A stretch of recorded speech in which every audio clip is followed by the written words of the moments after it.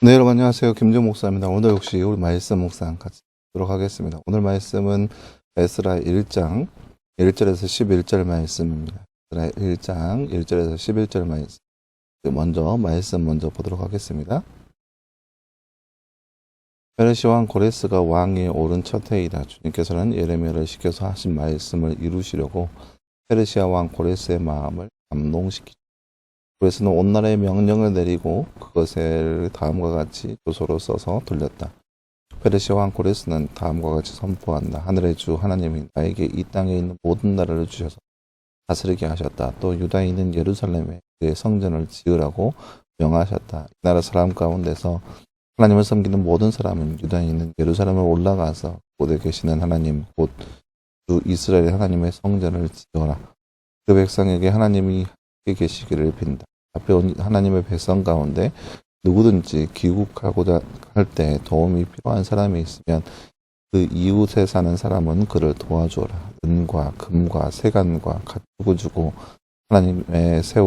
예루살렘에 세울 하나님의 성전에 바칠 자원예물도 들려서 보내도록 하여라. 그때 유다와 베냐민 가문의 우두머리들과 제사장들과 레위 사람들과 하나님께 감동을 받고 예루살렘으로 올라가서 주님의 성전을 지으려고 하는 모든 사람이 길을 떠날 예비를 하였다. 이웃 사람들은 자원 예물 외에도 은그릇과 금과 세간과 가축과 여러 가지 진귀한 보물을 주어서 그들을 도왔다. 더욱 이 고레스 왕은 주님의 성전에 속하여 어떤 여러 가지 그릇들까지 꺼내오게 하였는데 그것들은 느부갓네살 이 예루살렘에서 가지고 와서 자기의 신전에 둔 것. 페르시아 왕 고레스는 데모간 위드르닷을 시켜 그 그릇들을 꺼내어 낱낱이 태워서 유다 총족 테스바살에게 넘겨주게 하였다.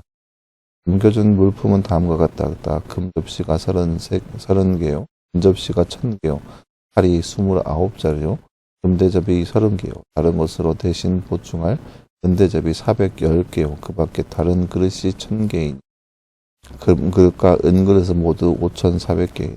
테스바살은 포로로 잡혀간 이들을 바벨로니아에서 예루살렘으로 데려올 때 이 그릇을 모두 가지고 왔다. 아멘. 네, 사랑하는 여러분, 오늘 말씀은 지난 우리가 주일날 말씀 보았던 말씀이죠. 이스라엘의 포로 귀환의 모습을 볼 수 있는 그런 말씀이라 할 수 있겠습니다. 다른 주제 잠깐 볼까요?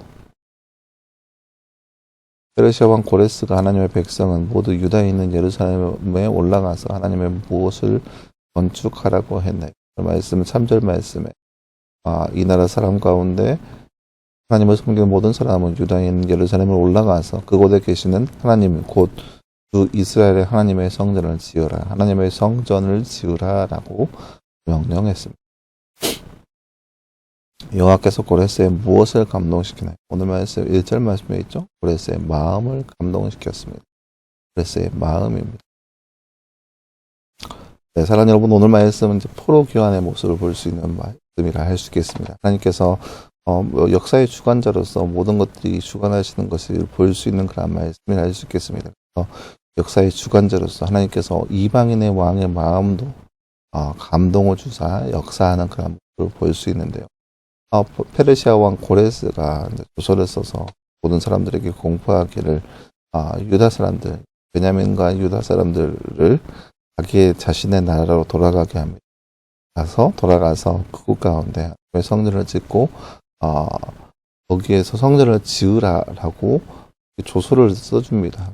온 나라에 조서를 쓰기를 하나님이 유일한 하나님인 것과 유일한 신이신 것과 하나님을 높여야 하는 것 그리고 하나님께 예배해야 하는 것에 대해서 온 나라에 공포를 합니다. 그렇게 이스라엘 백성들이 자국으로 돌아갈 수 있는 그러한 기회를 얻게 되는 그런 모습을 볼 수 있습니다. 이처럼 하나님께서는 그 일을 이루시기 위해서 많은 것들을 주관하시고 역사하시는 모습을 볼 수 있습니다. 어떻게 감히 상상이 나겠어요? 이 타국인의 왕이 하나님에 대해서 선포하고 온 나라 사람들에게 하나님에 대해서 높이는 모습 감히 누가 상상이 나야. 하지만 하나님께서는 역사의 주관자로서 모든 것을 주관하시는 하나님께서 이렇게 많은 것들 모든 것들을 이용하여 주셔서 그의 뜻과 그 계획을 이루어 가시는 모습을 볼 수 있습니다. 이것이 바로 하나님의 모습, 하나님의 섭리라고 하는 거죠. 그래서 그것을 통하여서 이스라엘 백성들이 이제 자국의 땅으로 돌아갈 수 있는 기회를 얻게 되었습니다. 이게 그 계획이 그저 역사의 한편으로서, 그렇게 이루어지는 거, 이제 뭐 때가 되어서 돌아가게 되는 거, 그런 것이 아니라 하나님께서 이미 약속하신 바를 하나님께서 확실하게 이루어 가시는 것을 볼 수 있습니다. 하나님께서 이미 예레미야를 통하여서 이제 기한이 차면 다시 돌아오게 될 것이라는 그 말씀이 있었는데요. 그 약속의 말씀을 이룩하기 위해서 페르시아 왕 고레스의 마음을 이용하여 주셨습니다. 그래서 그것을 통하여서 고레스의 마음에 감동을 주어서 그를 통하여서 서로로 기한되고 있는 모습을 볼 수 있는 그런 말씀이라 할 수 있겠습니다. 근데 그냥 가네요. 그냥 가는 게 아니에요. 그냥 풀어주는 게 아닙니다.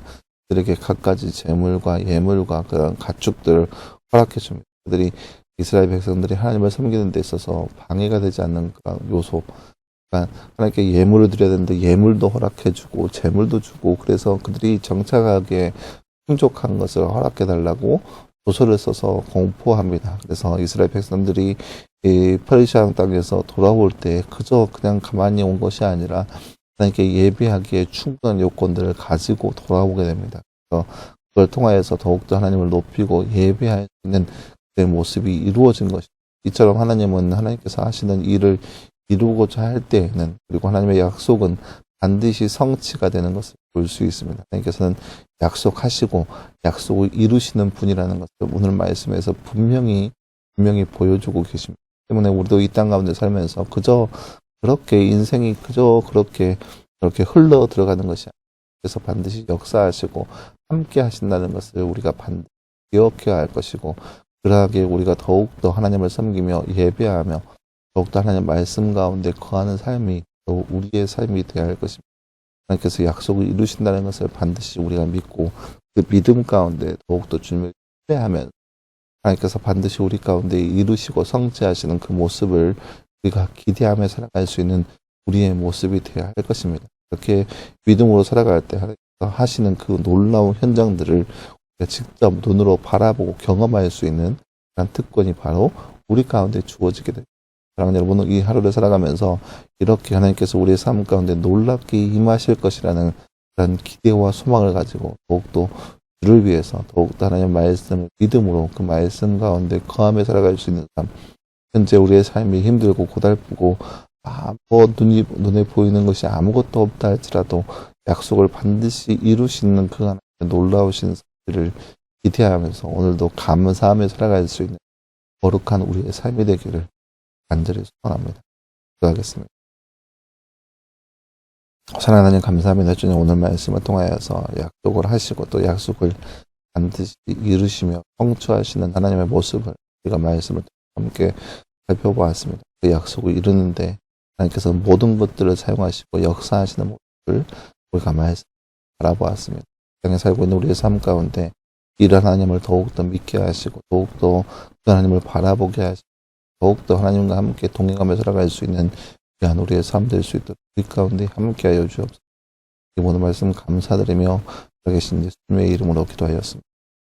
아멘. 네, 사랑하는 여러분, 감사합니다. 오늘 하루도 늘 말씀하여서 승리할 수 있는 저와 여러분들끼리를 소망합니다. 오늘도 수고했고요. 내일도 역시 그 말씀 묵상으로 찾아보도록 하겠습니다. 그럼 수고했습니다.